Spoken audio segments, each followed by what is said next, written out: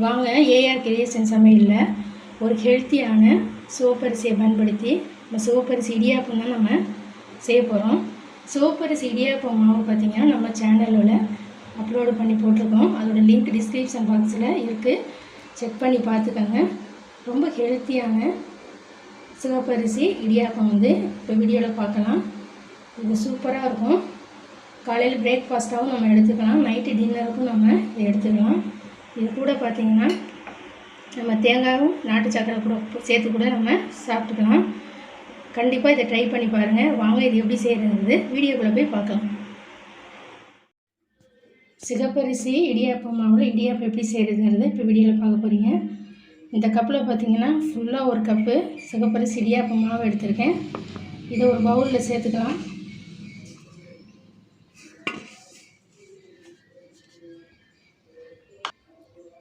ரெண்டு பிஞ்ச் அளவுக்கு சால்ட்டு சேர்த்துக்கோங்க.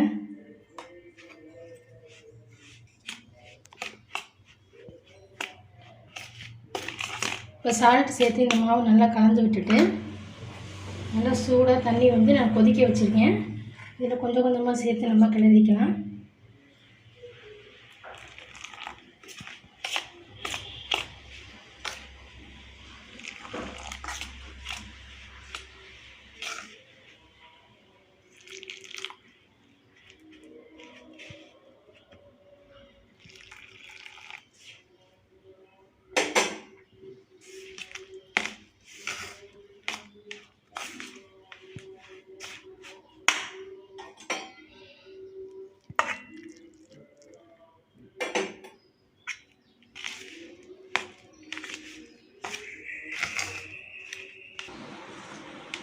இப்போ மாவு பார்த்திங்கன்னா சூடாக இருக்குது.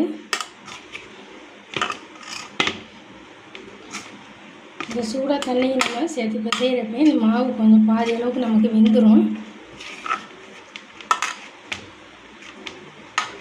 ரொம்ப லூஸாக மாவு இருக்கக்கூடாது. இந்த அளவுக்கு மாவு பிசைஞ்சுக்கோங்க.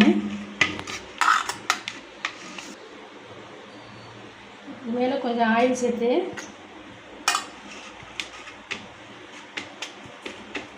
மாதிரி அப்ளை பண்ணி ஒரு தட்டு போட்டு மூடி வச்சுக்கோங்க.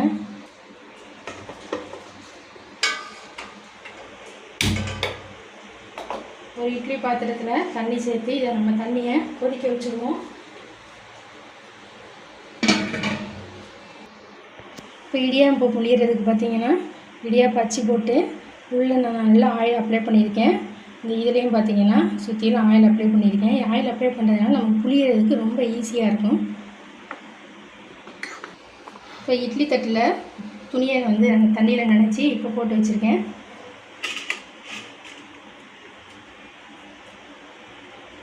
இடியாப்ப கட்டையில் கொஞ்சமாக மாவு சேர்த்துக்கோங்க.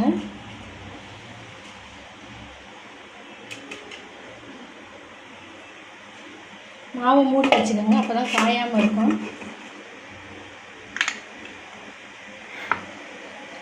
இப்போ புளிஞ்சிருவோம்.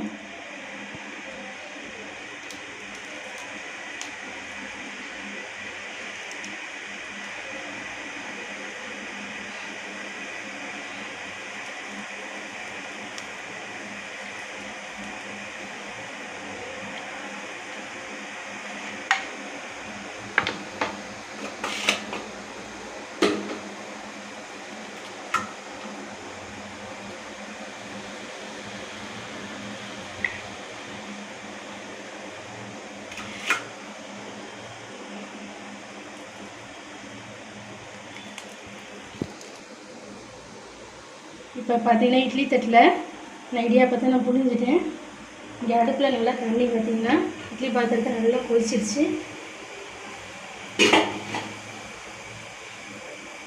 அடுப்பை பார்த்திங்கன்னா மீடியம் ஃப்ளேமில் வச்சுக்கோங்க.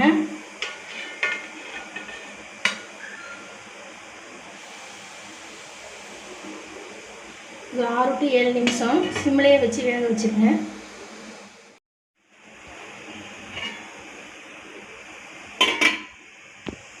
நிமிஷம் தான் நம்ம வேக வச்சோம். சூப்பராக நமக்கு வெந்திருக்கு பாருங்கள். இப்போ அடுப்பை ஆஃப் பண்ணிடுவோம்.